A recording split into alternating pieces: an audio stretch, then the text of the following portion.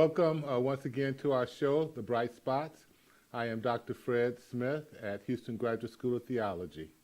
I'm professor of public theology. Today, we want to begin a discussion that probably is going to take us some time because it's a very difficult one to really get a grasp around. But I think it's a critical one, especially as we talk about public theology, because of the immense amount of violence that's in the world today. Wars, rumors of wars, murders, mass shootings, and oftentimes they have some kind of relationship with religion. I don't know if I can explain it or not, but I'm going to be delving into the theory of a French philosopher, anthropologist, sociologist. You call him a lot of different things, but his name was René Girard. And Ray Girard founded an organization which I've been a part of for many years called the Colloquy on Violence and Religion. This article, which I wrote an article in many years ago, which is going to be the basis of my discussion, is called A Journal on Violence, Mimesis, and Culture. And one of the primary supposition of this discussion is that religion and violence has always been inextricably related. In fact, it's hard to really understand primitive religions as well as religions that we have today, including Christianity, without understanding the underlying social, psychological, mythological aspects that really comes out of violence, some of the most simple violence that you can imagine. And conversely, the answer to that violence has been religion. And Christianity is taking on a different kind of understanding because Christianity takes the very structure of violence, which I call the triangle of desire, we're going to talk about that, and reconstructs it so to eliminate much of the violence and bring together a community, bring together families, and bring together love. The actual definition of religion is to bind together. The only question, the difference between the kinds of religion is how does it bind the communities together. And oftentimes it's bound together by some dynamics which call differentiation and indifferentiation. That is, making a difference and sameness at the same time. But all that will become more clear as we get into these next several discussions that we're going to have on violence and religion. And the nature of violence and religion has to deal with covenant. That's the notion of covenant. We are a covenant people. The testaments are new and old covenants. But in those covenants, oftentimes are a result of conflict. In fact, conflict and covenant are two ends of the pole of human relationships, and actually the two ends of the history of almost any nation or any people or any society. All of them, the United States of America was created out of conflict. But it created a constitution, which is a covenant in many ways that binds together. But you cannot really understand that constitution without understanding the conflict that brought it upon itself. And every time we go to take the sacraments, and we remember the violent death of Jesus Christ and the violence that occurred surrounded it. But also we appreciate and we understand and we remember the peace that it brings. And this is the mechanism that Ray Girard looks at throughout not just the scriptures, but Greek mythology, novels. And in fact, if you were to look at any TV show that you watch today, the murder mysteries, the detective shows, the wars, the cowboy pictures, you'll find the same dynamic in it that we're going to be discussing. The nature of it is the conflictual community is friendship with the world. And I'm going to read a scripture from the book of James, 4th chapter, that really opened my eyes to this dynamic and helped me to understand what Girard's theory of the sacred violence or violence in religion is all about. Chapter 4, beginning with the first verse of the book of James. From whence come wars and fightings among you? Come they not hence even, this is, excuse me, the King James, come not hence even your lusts that wars in your members, and other scripture says the desires that war in your member. You desire or you lust for and do not have. You kill and you desire to have and do not attain. You fight and you war yet have not. You have not because you ask not. Ask and not receive because you ask amiss, that it may be consumed on your desires or your lusts. You are adulterers, you are adulteresses, because you don't know that friendship with the world is enmity with God. Whoever therefore is a friend of the world is an enemy to God. Well, what does that mean? I like to think about it, and the term that Girard used is acquisitive mimetic desire. Acquisitive, of course, is to have, as James talked about. The essence of it is to have. Mimetic, though, is the part that oftentimes we miss when we see these rivalries. Because mimetic has to do with to mimic or to imitate. And what is being mimicked and imitated is not the other person's actions, but what the other person's desire. We seek to have the desire of another person. It is the person's desire for an object that makes it desirable to us. So there's an object of desire, and that object of desire, which is at the top of the triangle there, could be anything. It could be something material, it could be a person, but oftentimes it's what we call metaphysical. It has to do with pride, it has to do with respect that you want to get. It has to do with the desire to be number one, to make America great again, to be number one, to be the best. Oftentimes those are driven because that is something that is desired by the most people. And so you have object desire.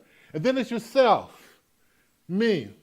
My desires, I'm not talking about my wants, the need to eat, the need to sleep, the housing, and those kinds of things. I'm not talking about those wants or needs. I'm talking about our desires for an object, whether it is a woman, whether it's a piece of property, whether it's national pride or pride in my team, the Go Rockets.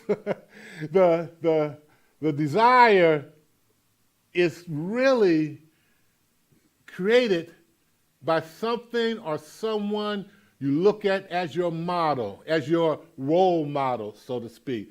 And the distance between you and your role model determines the nature of the desire. Now, don't let me lose you right now. We're going to continue and try to get deeper in this as we go on. We're going to take as much time with it as need. Because if you begin to get this concept, you'll understand racism. You'll understand black-on-black violence.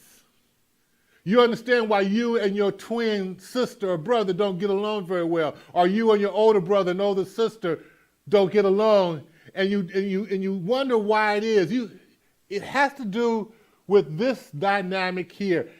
You desiring an object that someone else is desiring, but you desire it because this person, your role model, something that you're imitating their desire to have. That's acquisitive mimetic desire. And we'll go over this over and over again. What is the violence then that's called? Well, violence, and I mean, this is very simple. It's an intent to hurt or harm or damage or destroy or otherwise disempower a person. It is an intrusion on the dignity of another. One can be violent to oneself as well as to other. So acquisitive mimetic desire leads to violence. Well, how? Again, the scripture says, why do wars and fight among you? Do they not come from the desires? Where do these wars and fights come among you? Do they not come from your desires for pleasure that war in your members? You lust and do not have. You murder, you covenant and cannot obtain. You fight and you war. Why? Well, one way to think about it, because oftentimes when we miss this, is that it really has to do with our identity as who we believe and we think we are deep down inside. And violence, as we talked about before, takes the notion of separation or alienation. It derives a person from its individuality and its distinction from you. So if you go back and look at the philosopher, talks about Buber talks about the I-thou relationship, the I-it relationship. Differentiate is to say, I am a person and you are it. Look at slavery, for instance. Look at racism, Jim Crow, apartheid, any number of ways in which we are the tribe, we are the same. We are the same color, the same kind of people, the same class, and you are different. And I derive much of my prestige and my self-esteem by putting you down. Have you ever heard that or seen that or noticed it before? That a person gets their own importance, their own self-esteem by putting another down, by destroying another, by separating, by making distinctions between one and another in a violent way that depersonalizes a person. That turns a person not from another human being, but to an it that you can treat any kind of way. That's differentiation. That's the violence. That's the nature of violence. And again, we'll continue to go deeper and deeper in that. But I want to give you some overview now, and we'll look at some specific examples of this as we go forward. The other in differentiation. That's a violence of forced conformity. A violence of forced togetherness. It deprives a person of their individuality and their self-esteem. You see the two different. That's a totalitarian regime. That's a time where that's a time when you're in boot camp and you become soldiers and you become one. You lose your own personality and your individuality so you can become one. There's many kinds. That's a controlling parent. That seeks to control you so that you are like them and they want to live their lives and their dreams through you. There's a number of different ways to think about it, but think about it's violence. Remember how we describe what violence is. It takes away a person's selfness, their individuality, their self-esteem, who they are and what they are, as well as to create harm, or to destroy, or to kill. What are some examples of this kind of rivalry conflict that takes place? Well, it goes back as early as the beginning of the scriptures. Here are these two brothers with the very progenitors of the race of humankind in a garden they're now sin has entered into the world, and now the offsprings both bring gifts to God, and one is honored more than the other. It's not the gift that gets Cain upset. It is the notion that his brother, who is just like him, in fact, his younger brother, his brother, receives the honor, and he does not. His real conflict is not just with his brother, but it's also with God. But there's nothing he can do to God. But remember the triangle. See if we can't go back. Well, let me go forward. Conflict is over approval, the standing prestige is between Abel and Cain. The rival is really with God, but Abel becomes a scapegoat, and we'll talk about scapegoatism and the scapegoating mechanism, because he cannot take out his vengeance or his rivalry on God. And you think about, again, the forbidden fruit that's in the scriptures. But what was the thing that the devil said to Eve? He said that if you eat of this fruit, you won't die. If you eat of the fruit, you'll be like God, knowing the difference between good and evil. And what is it that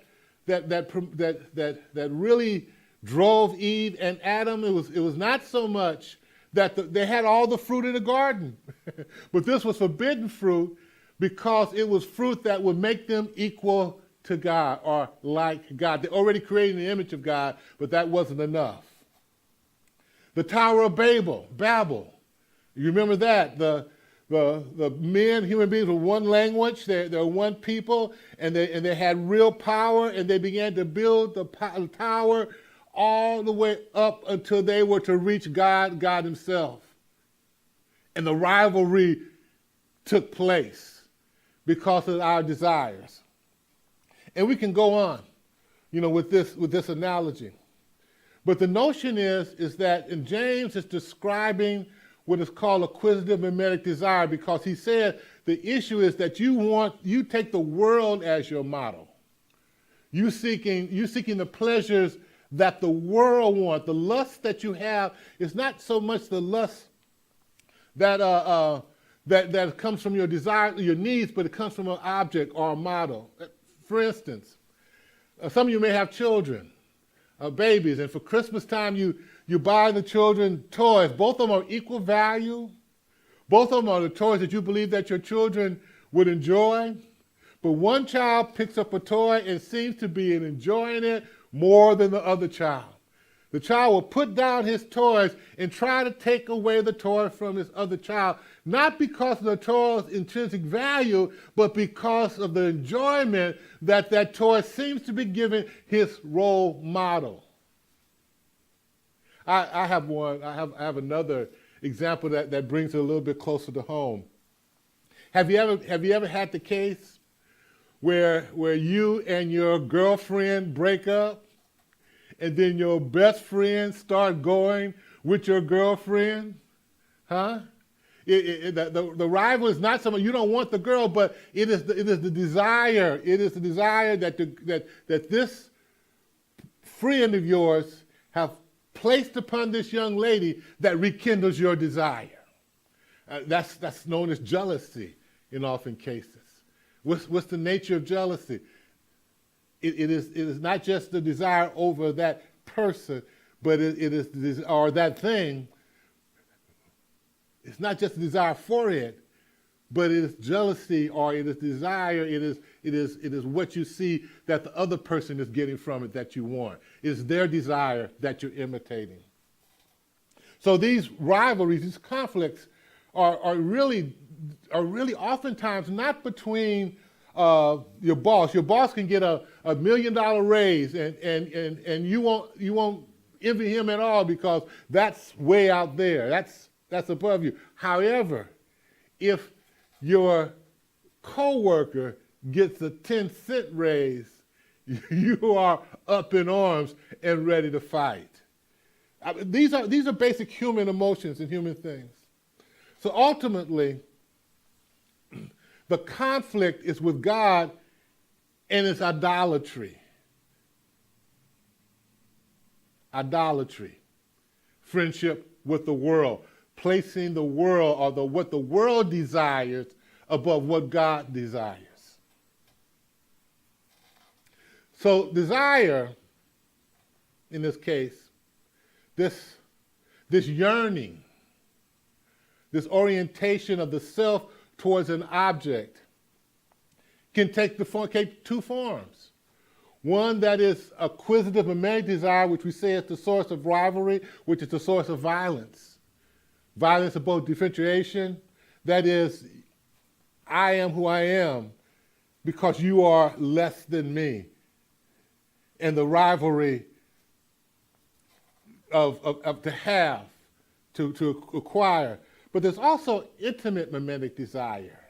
And this is one that we want to get to, is desire that God asks for us and that tells us in the Great Commandment to love God with all your heart, mind, and soul, and then to love your neighbor as yourself. That's the nature of a covenant relationship.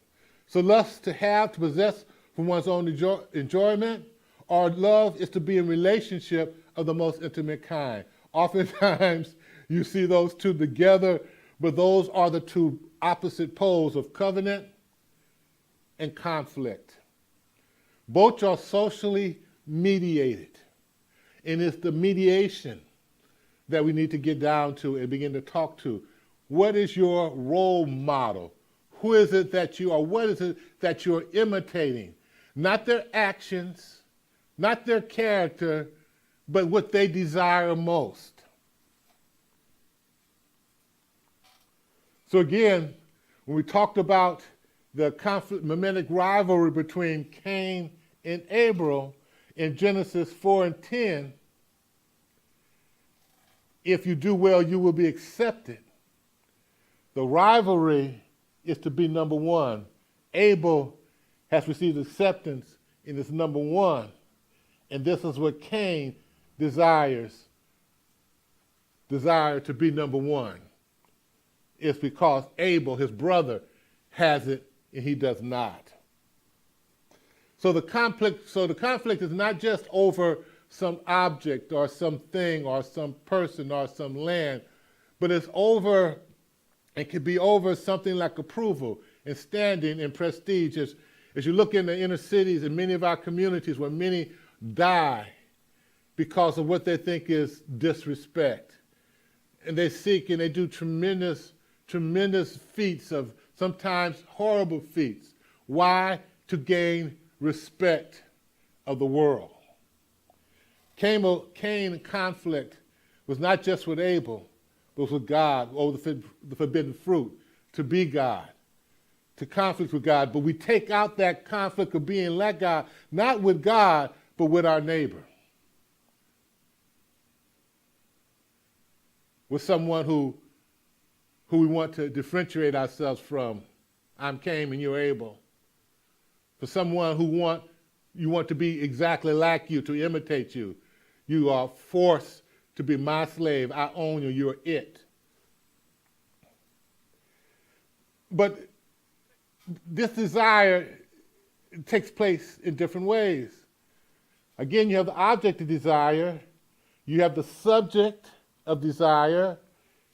But the model desire, you notice the distance between them. This is the distance between Cain and God. This is the distance between the janitor and the president of the company. This is the difference between a convict and the president of the United States. And the larger the difference of your role model who has the object, the less opportunity there is for conflict. But that conflict is still there. This is not your rival, but the rivalry, is still there. The violence is still there. The greater social distance means admiration. Celebrities who use a product. We want that product because the celebrity wants that product, but we're not in conflict with the celebrity. However, if your sister gets the product that the celebrity thought was so great, then there is a conflict. Because oftentimes if you can't buy it, you'll want to envy her or covet it. So employee, superstar, amateur, God, and humans before the fall, all those are external mediators or mediation of desire. Internal mediation of desire, where, as you see, this is the object, and here is you, the subject, and your model of desire, the world, are close together. Twins, brothers and sisters, co-employees, fellow students. You get the picture. Those who are close together, those are the ones that you have conflict over when they get something that you think you deserve, and there ain't no better than you. What makes them better than you? You deserve that, not them. And oftentimes that leads to backbiting, it leads to gossiping, it leads to envy, it leads to jealousy, and ultimately to violence of one of the two kinds that we've talked about. And so the nature of the rivalry has to do with the perceived social distance is where conflict occurs. when we see ourselves in the place of another. We were created in the image of God. We are created in the image of God. However, that disappears and the object disappears. Another one, this is really an invention of mine. It goes a little beyond Girard.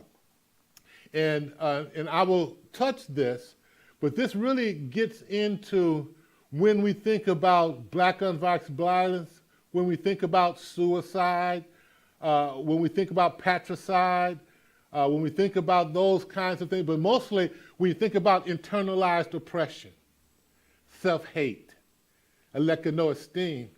It is when the distance between the object of the desire and the model desire disappears. And the object disappears altogether, and it's just the two. And oftentimes, you're either involved in conflict where you're using the same kinds of means, you can't tell one from the other because you're both trying to destroy each other, or even worse, the other is internalized in yourself. You so much admire your oppressor, who you perceived as invincible and unable to destroy, but at the same time, this is what Du Bois called double consciousness. I think that's a good way to talk about. You have a double consciousness. Du Bois talks about it as a peculiar sensation. This sensation of, at the same time, wanting to be your African self, and you're proud of your African heritage, but at the same time, you want to be an American. But the problem is, to be an American is to be white. And to be white or to be American is the same thing that looks down to you in pity and contempt. And he said it's this conflict that goes on, this is in souls of black folks, the conflict that goes on upon us. And as we pick up our next session, we'll talk more about the nature of this violence of differentiation and integration that takes place within us and our bodies. Until next time, be well, and we'll continue our discussion.